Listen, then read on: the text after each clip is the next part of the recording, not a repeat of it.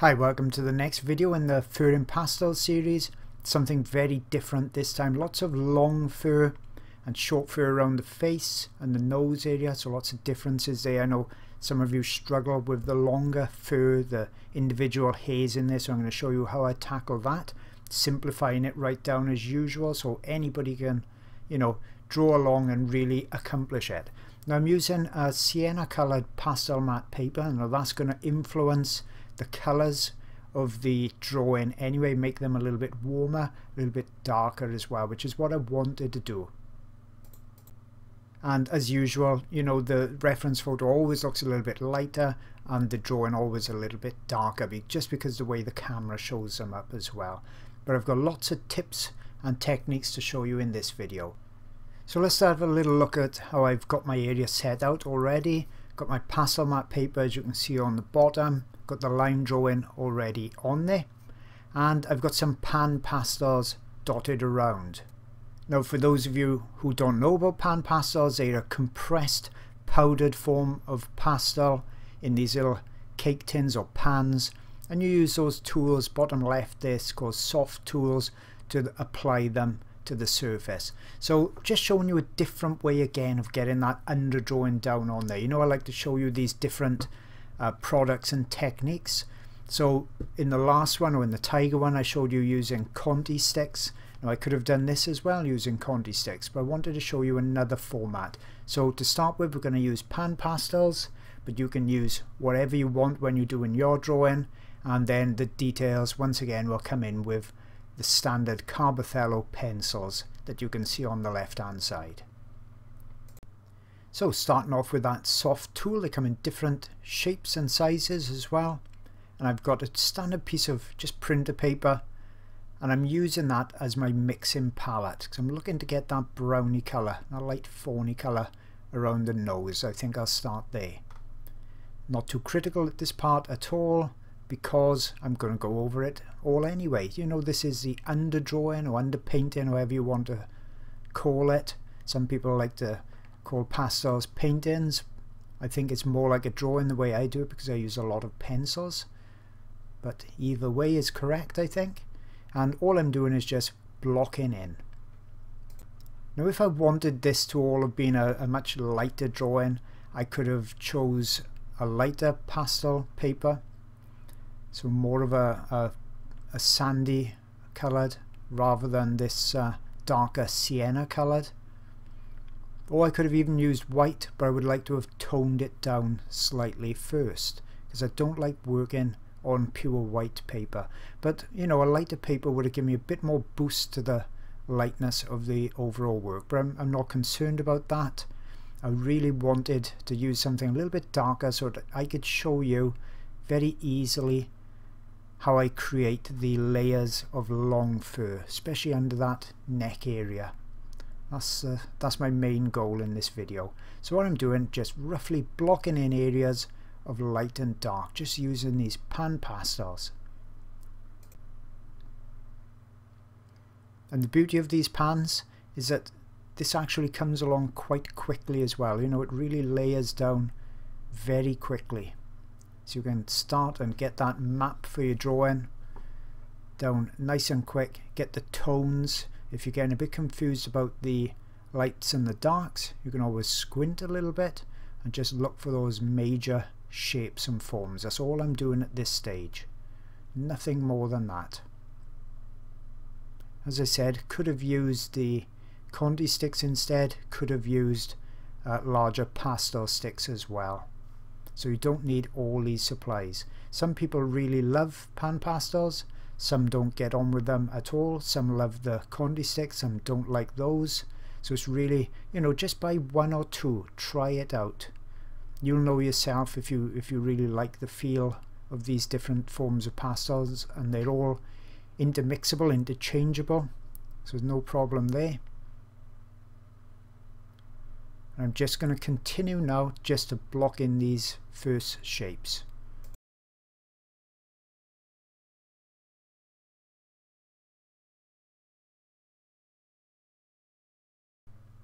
So you can see just building the layers, and I'm not too worried about the colours at all. I'm more concerned about the lights and the darks. because everything, as I've said, is going to be overlaid, so colour's not too critical at all. And as you can see, even using these pan pastels, I'm still blocking in roughly in the actual fur growth and direction that we can see on the reference. Not too critical, but trying to get it in those actual directions, because all these marks leave a mark, and if they're in the right direction, if anything shows through at later stages, it'll look correct. But if I started blocking in perhaps on, you see on the neck where it's actually radiating out from the chin, if I was doing that in horizontal fashion instead, if any of those marks showed through in the end, if I didn't cover them all up, they're going to look completely wrong. So that's why we always go in the fur growth, the fur direction. I repeat it on all my videos, but very, very critical. So always get in the habit of doing that. Now that happens whether you're doing graphites, charcoals, oils, acrylics, makes no difference. Same principle will always apply. So you can see quite quickly now I'm starting to get a little map done on here. Just loosely, roughly, and then I'll come in then with some Conti sticks for refinement and then the pencils.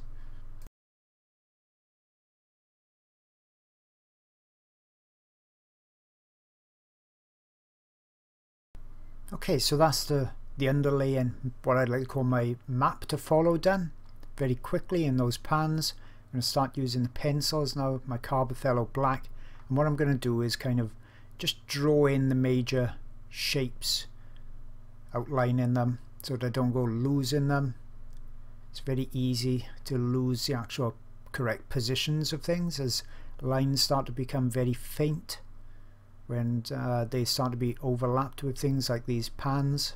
So I'm just re-establishing them, getting the shape back correct, and then I can carry on then with confidence, knowing everything's in the right place roughly. Obviously things are going to be adjusted as I go along. Resting my hand on just a piece of paper, it's actually glassine. That's just protecting my hand from dirtying and smudging the drawing underneath. Nothing more than that. You could use any paper for that purpose. Glassine obviously has got the advantage that I can actually see through pretty much where the underdrawing is. So you can see just getting, you know, the shape back as it was, getting the drawing a bit more pronounced on there.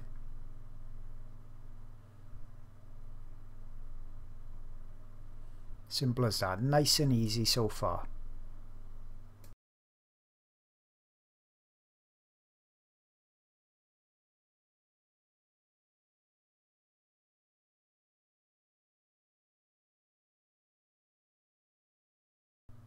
Now I'm just continuing that process, but I'm using one of the Conti sticks instead. I can cover larger areas more quickly and cheaply using those rather than the pencils all the time. Also could have come in and used the pan pastels as well. So there's a nice dark black in pan pastels I could have used, but the sticks were there at hand, easy, so I thought I'd go in with those. Important to get the underdrawing dark enough, which I mentioned in most of the videos, so that I can actually overlay the lighter strokes and they'll show up. You can see I'm using not much pressure here, but getting some texture actually down on the paper as well. Very much drawing this is.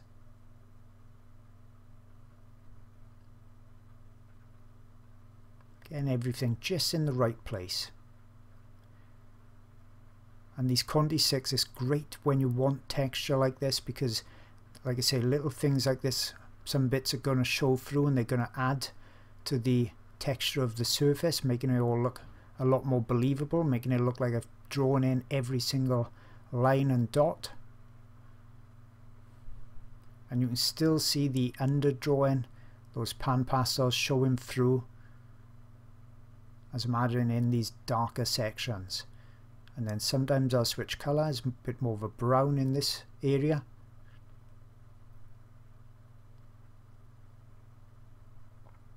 And then I'll have the choice as to how much I want to blend this. If I just want to keep a lot of that texture, I can just blend in my finger. If I want to really blend it, then I can use the soft stump.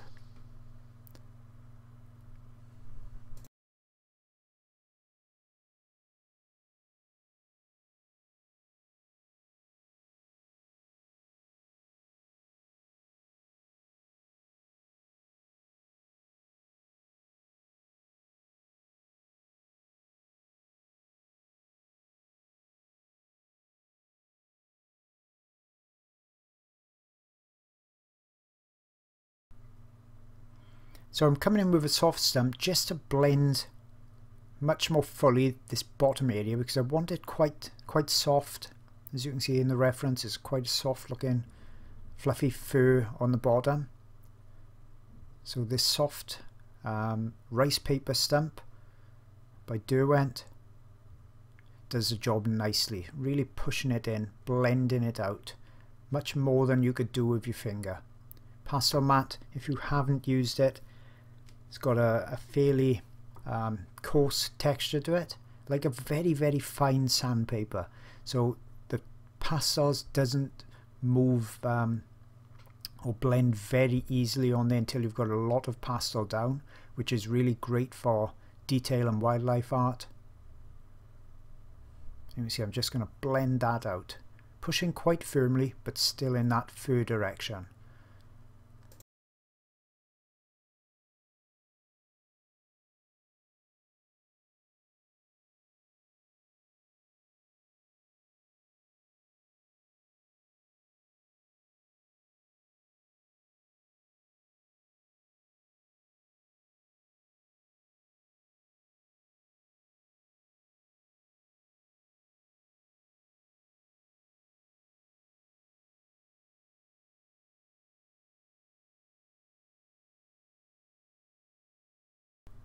And now that's all blended nicely, I'm coming back in for another layer, adding more texture, re-establishing the darks again. But you know, these layers are all adding to that feeling of depth. They're not wasted at all. Each one is building upon the one underneath it. You can't do it just in one go. You need to build up these layers, and as you do that, it's easier to see things. It's easier to see where some of these spots go, the right position where they live, and to create some more of that texture, which is really putting in the darks in the shadowy areas in between the highlights on the fur. So I'm not covering everything up, I'm not pushing too hard, just a light touch in that fur direction. And once again, if I don't want to really blend it out, I can just touch it with my finger to blend, or I've got the option to blend out again with the stump. A little bit of a browny grey in this bottom section. Checking the colour on the side, that's a bit too dark for what I want. And you see, just blending that bit with my finger. And I can adjust the colours on top later.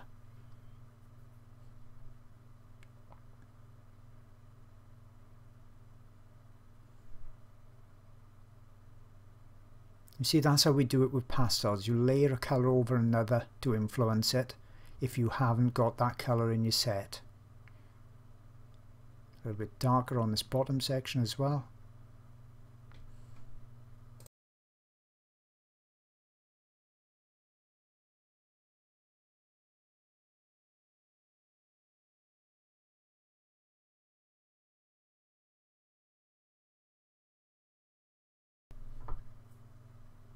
And when you blend with these stumps, sometimes it looks a lot darker because you're pushing into the tooth of the paper. So you're filling that up with the darkness, with the pigment, with the powder. And then you can drag it down a bit as well. It's surprising what you can do with what you've actually got on the stump as well. And a little bit of grey onto this top section. And see, I can blend upwards just to make that a bit darker.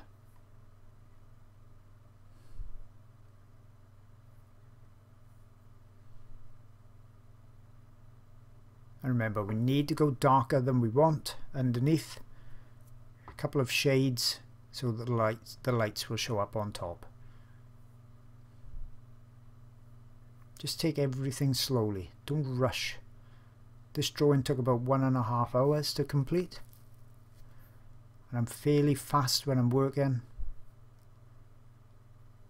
Plus I'm not taking probably as much time as I would normally on these studies, because I want to show you the technique. I'm not that worried about getting it as close to the reference as possible. I'm all out to show you the technique, so if I can go a bit faster on these, obviously I can do more of them for you, and then you get more benefit out of that. And then it's up to you. You can spend, you know, 2, 3, 4, 20, 30 hours, whatever you want on your subjects at your own leisure once you know the techniques that I'm showing you. So just blending out, using that stump on his side, covering a larger area in the fur direction. Simply blending out, nothing more than that.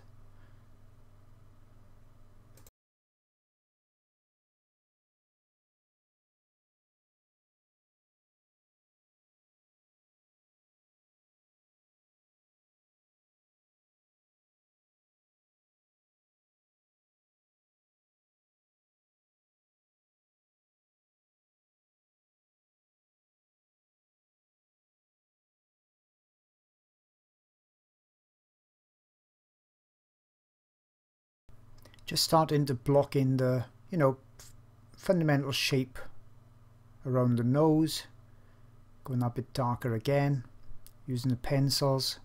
Got that a little bit more control over the pencils, because with my Conti sticks I haven't sharpened them all to a point, so I haven't got as much control over it then. But if I had, I could have done exactly the same as this with the Conti sticks. So just basically just getting a, you know, the idea of the shape in there. I'll do all the refinement later on, but this is the only area that I didn't have any pastel on at the moment, so I like to keep it all going round about the same level of progress.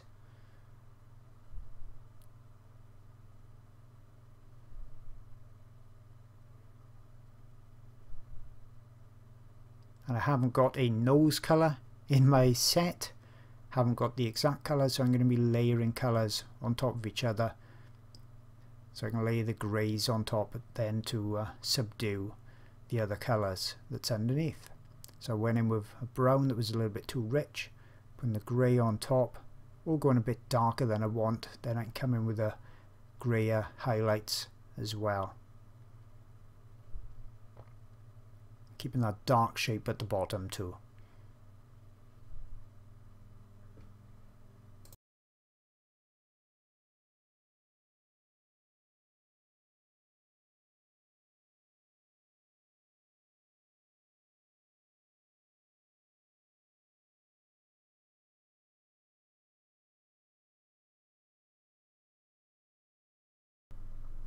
Secret to doing noses, take your time. Lots of complex shapes in there, lots of undulations, lots of shadow areas, highlights. Especially concentrate on the highlights. And I'll be coming back and adding the highlights later. It's the highlights and the shadows that's really going to give you that three-dimensional look. And if you're struggling doing noses, you know, do a page like this and do 10 or so noses on there, and after that, you know, you're going to get much more confident. This is if you've done 10 paintings then with the noses. So pick your weak area, concentrate on that for a little while.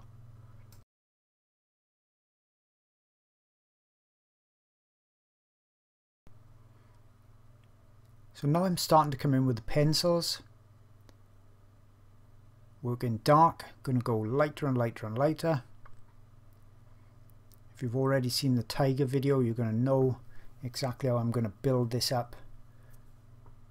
Starting with the darker underlayers and then as I said, I'm going to overlay those with lighter coloured pencils all along, finishing them with the brightest highlights.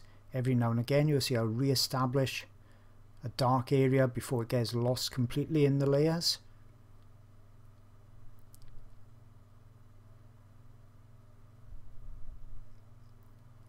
Then I can overlap on top, because lots of the dark layers you'll see in things like leopard spots, tiger stripes, they get overlapped then, especially on the edges, with the lighter tones. So you need those darks in first. And I'm just going to continue this exact technique, gradually going lighter. As you can see, the Carbothello have got a quite nice range of these greys.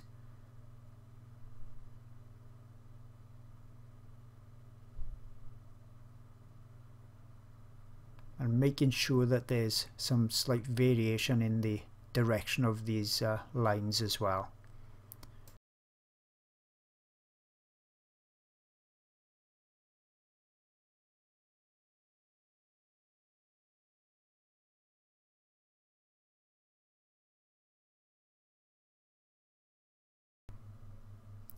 So I'm not actually going much lighter, and it may be difficult for you sometimes to actually see these lines laying down, but they are there, they are adding to the depth, and some of them will definitely show through as I put the lighter layers on top.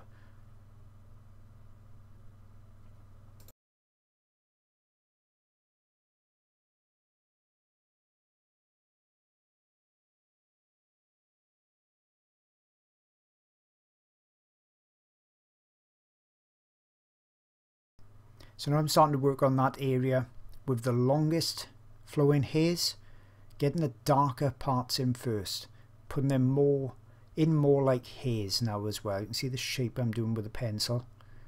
So what you got to think about now is, if you look at the reference, I'm putting in the shadow areas in between the highlight areas. Now it don't have to be exact, just the idea, because I'm going to overlap these. And like I say, I'm doing them a bit darker as well, because you can see this much more easily now, because camcorders and cameras got a habit of burning out and blowing out these highlights, and I didn't want to end up with just a video that's showing a white block there when there's actually detail and texture in it. So it's easier for me to go that bit darker then, to ensure that you're going to see how I'm going to build up these layers. And you can see every now and again I may go in with my finger just to lightly soften the edges of the pastel.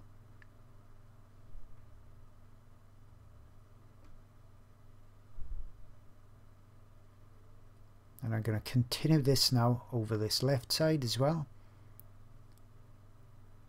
Wiggly shapes for those hairs.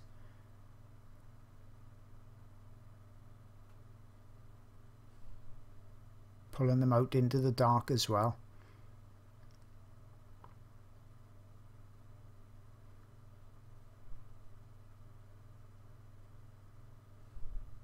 And gently softening them.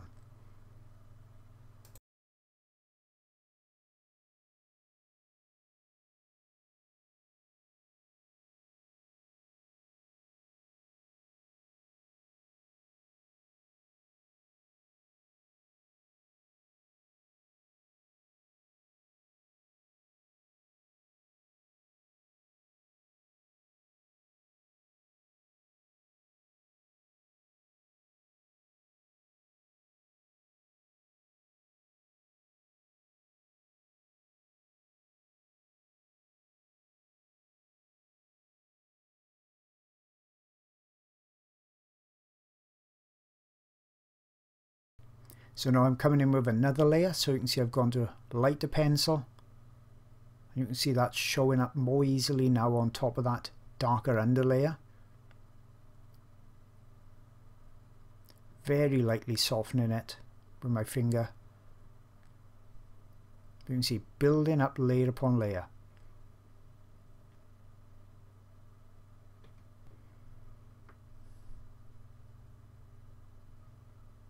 Now remember with these pencils as well, if you want a lighter mark mark that's showing up a lot more, just push harder. Don't have to keep going for different pencils all the time. So the variance of, you know, to some extent the lightness or the darkness of it is also done by the pressure you're applying.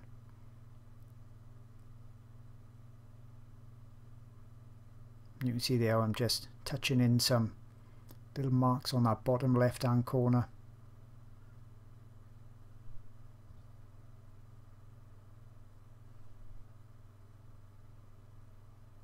Switching then to a grey that's much lighter, but I'm using less pressure. Now I'm just snapped on the end, so I won't bother with that.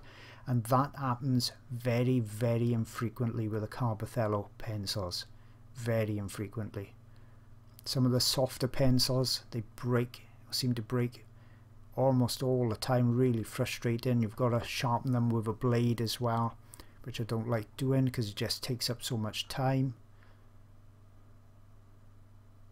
And don't forget, sometimes these pencils may have a bit of a fault in the lead. May have been dropped, may have been a crack in there. Lots of different things, but very rarely it happens with the Carbothellos. So you can see I'm putting in more individual lines now. Softening again.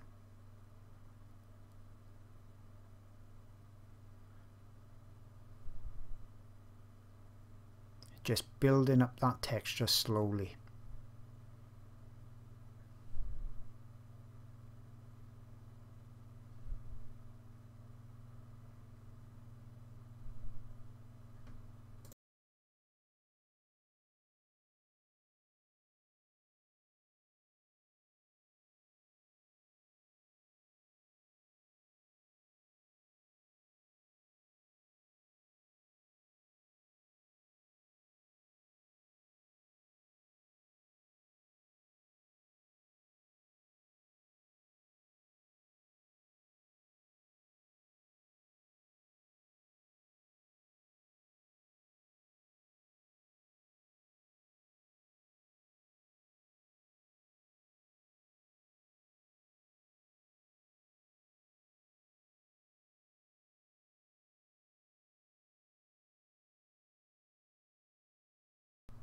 Now I'm going to start working on this muzzle area. Same process. Obviously shorter strokes now. The hairs are looking much shorter, so shorter strokes. Sounds obvious, but beginners can get into a habit of using the same type of stroke all the time, even though you could have, you know, obviously long hair and fur, like under the neck needs that long stroke. And now I'm doing more of a stabbing stroke with it to create the appearance of that shorter textured fur.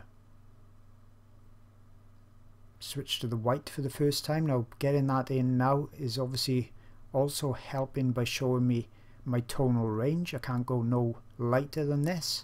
This will be my whitest area, my whitest pencil mark. As I said, shorter strokes.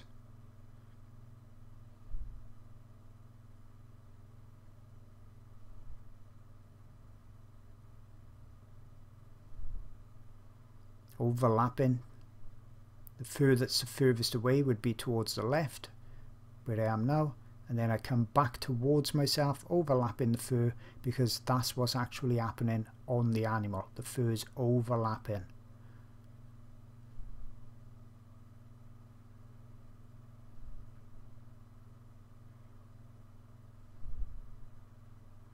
And the lines here a little bit more distinct.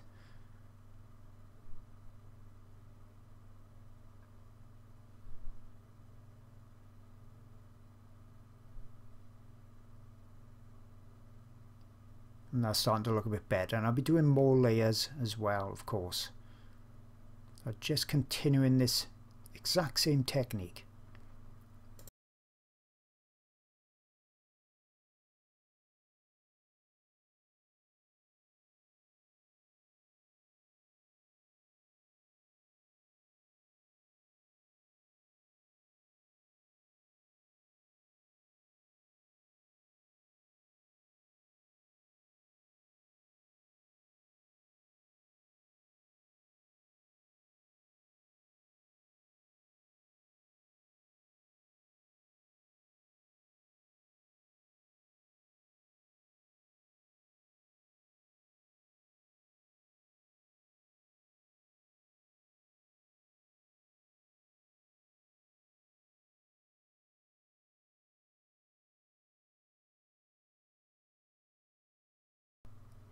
So with our left hand side done to a certain degree, I'm going to do exactly the same on the right hand side, building up the layers. So I'm going to speed that up a bit as well, just so you get to see more of the details later on.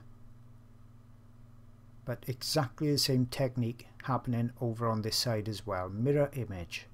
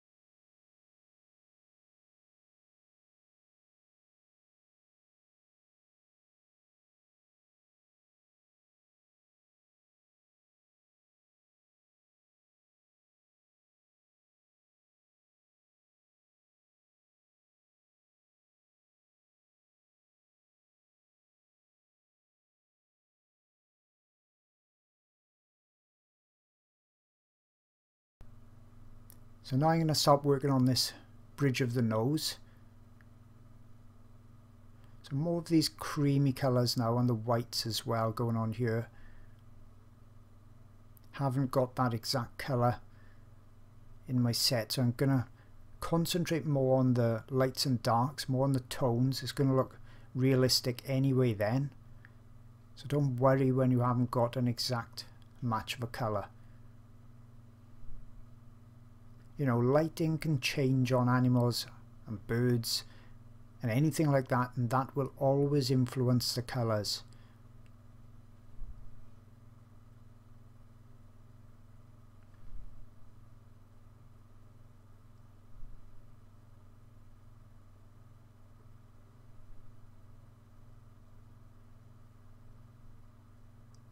Much shorter strokes now as well.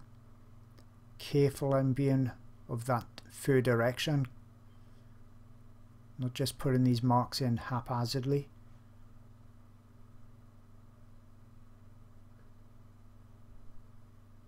A little bit lighter here as well, going in my white. And then a very light blend with the finger, just a tapping with the finger more than a blend, more than rubbing it, just tapping it.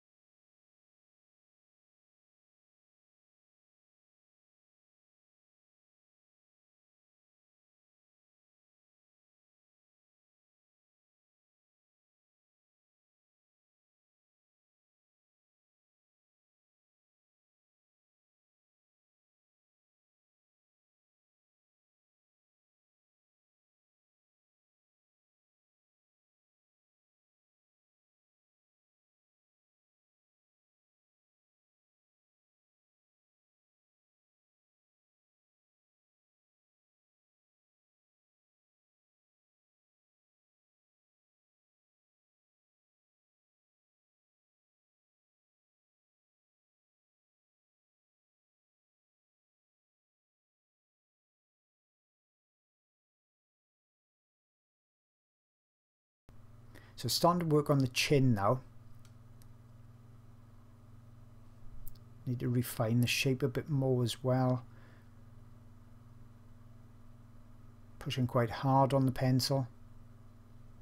I want to get this three-dimensional look that the you know, the chin, the muzzle is all popping forward, and then the fur on the neck area has, you know, receded that bit. That all adds to that feeling of it, you know, coming out from the paper. Being careful now not to obliterate all of the darker marks underneath, because if I do, I'm just going to end up with a flat colour, and that's the last thing I want. And don't forget, these papers, even pastel mat, which will take lots and lots of layers, will at some point become so saturated with the pastel you can't put any more on top. So that's why I kind of creep up on the highlights, being sure that I'm not putting on too much pastel at any one time, because once you put on too much, you'll know it straight away. You can't get the pencil to actually lay any colour down. Now then you've got a choice. You can either brush the pastel off with a stiff brush and start again, or you can try one of the sprays then that could add some texture back on top, but you really don't want to get to that stage if you can possibly help it. So you can see I'm really lightening that area now.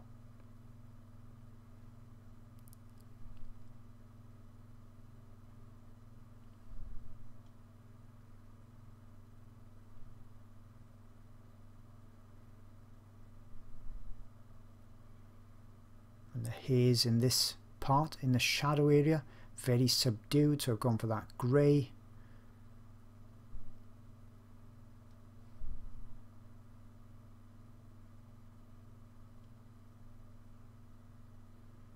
And that's coming along. That's looking much better. You know, these techniques are not difficult at all. It's not hard to do. It's practice and being, you know, patient with yourself. Don't expect it to do it perfect straight off. I'm learning every single time. I've only been doing pastels for probably less than a year myself, so I'm learning all the time, and I should imagine once I've been doing pastels for 5 years or 10 years, I'll still be learning then, just as I am with my oils, even though I've been using those for 20 years.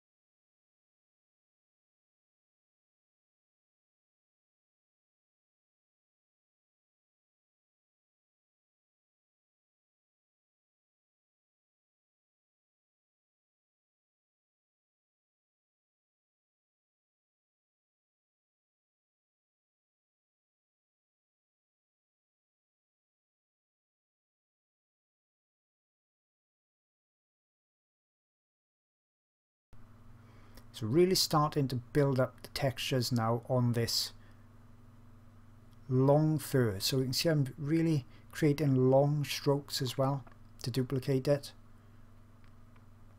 Just building the layers, doing the same thing over again.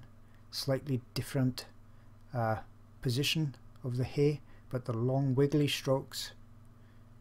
Because what you mustn't do is try to create exactly what you're seeing in the reference. And by that I mean, don't get bogged down in trying to replicate and duplicate all of those positions of the fur.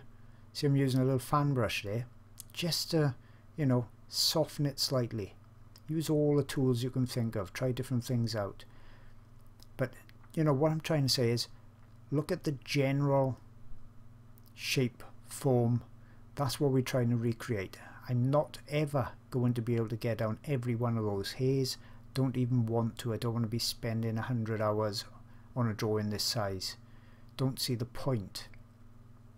I'm all for enjoying the process, and I'm just trying to get the essence of the shape, the position, the fur, without duplicating every little stroke.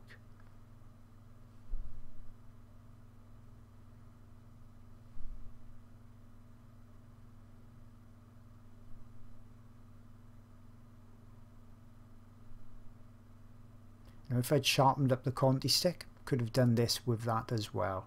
And there's a little bit more punch to those sticks. They got a bit more pigment in them, so they go that a little bit brighter again. Very lightly touching the surface. See the difference now between the left and the right hand side.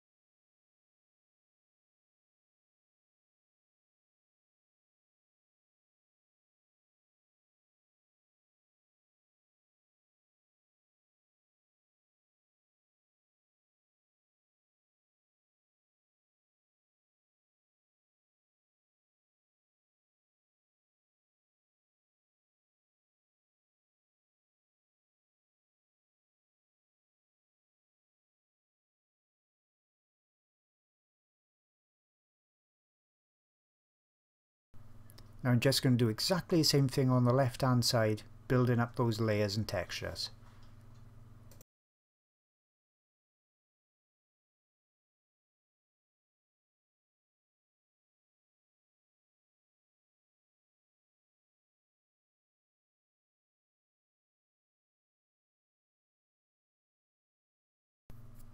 Okay, so with that done, now it's a case of pretty much refining the drawing as a whole, so going from one area to another, looking for more areas I can adjust, and as I said, dotting from one area to another. And then finally, the last thing to layer on top will be the whiskers as a final thing.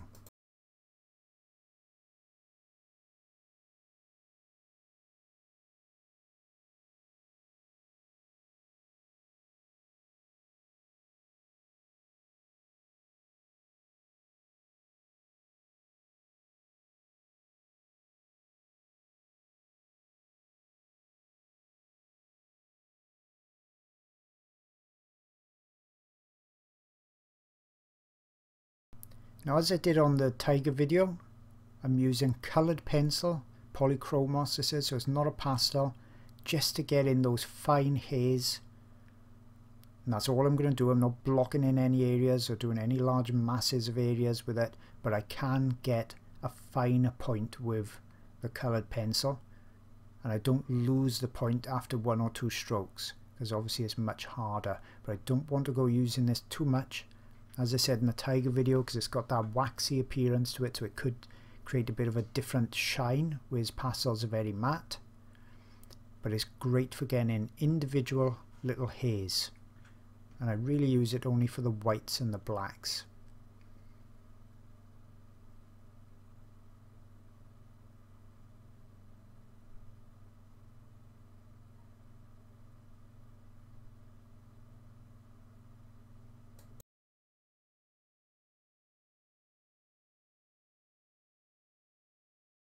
Now it's time to do the whiskers, and I'm going to try a different thing out here as well. I'm going to try using the pastel pencil as per normal, so it's nice and sharp, and then I'm going to try the coloured pencil, because you know, this is the time to try things out, and it's new for me as well.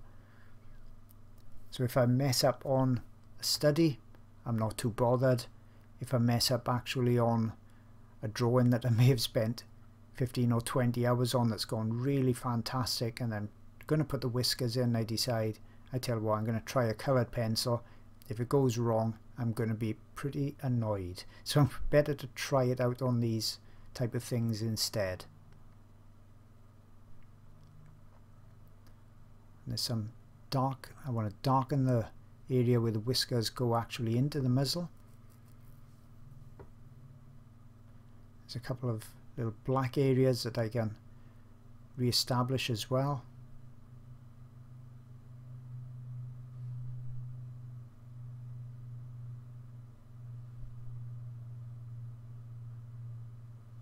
And down on this bottom section.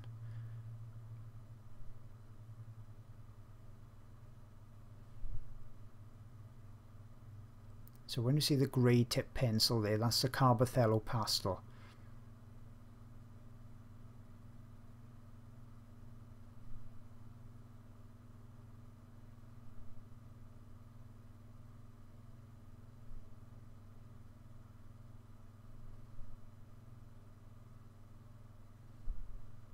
So no, this is the coloured pencil instead.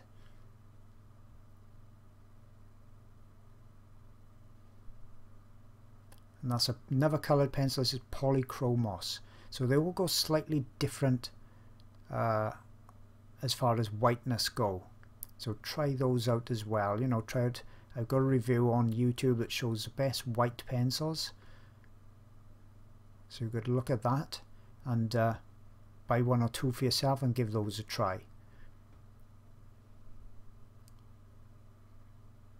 I'm pushing quite hard there, but you see the coloured pencil will overlay to an extent over the pastel for thin lines like this.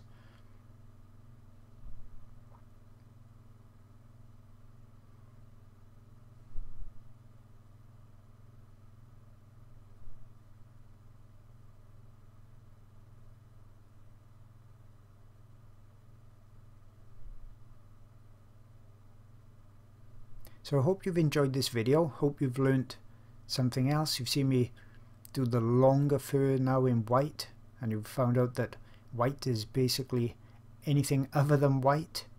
If you just drew white, then all you're going to end up with is what's basically going to look like a piece of paper. So you've got to have a lot of those different tones in there, different colours in there as well. And that counts for whether you're doing a white horse or a white cat or a polar bear. There's always going to be colours bouncing around in different areas, influencing all those white areas, especially the white areas. Hope you have a go of something like this. Don't be too concerned, you know. Look at it as a learning experience straight off. Don't go pressurizing yourself. Do these studies. Crop an image like the one I've done. Crop it so you know you're not going to go entering it into any art contests. It's not going to be any major drawing in the end that's going to surprise you. It's there to be a lesson, to study, to learn things, to try things out. And when that pressure's off, that's when I find I learn my best. I try different things out. And sometimes you will get surprised then. You think, oh, that worked. Like perhaps the white coloured pencil worked. I didn't think of that before. That's great. So that's another weapon now that you can use on other drawings, and you can use them with confidence because you've tried them out on smaller studies. So I'm just going to put a couple of little refinements on here, and I'm going to call this study done, and then I can go on and move on to the next one.